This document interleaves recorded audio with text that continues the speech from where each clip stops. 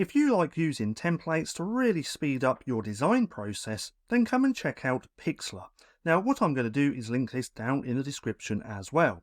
Now with Pixlr, they have hundreds and hundreds of templates. So if we click on Try Now, which is just here, it's going to open up to all of the templates that they have.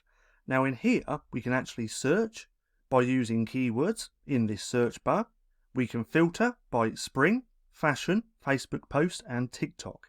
And if we look over here on the left hand side, we have all of these different categories for these templates. Now we can also take a look at new and fresh collections by coming down to here and clicking on Browse Collections. We can do the same for all of these just here as well.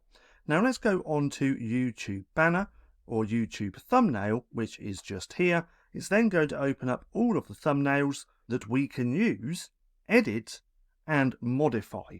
So if we go ahead and click on one of these, let's go with this one just here. If we click on there, we can then click on Use Template.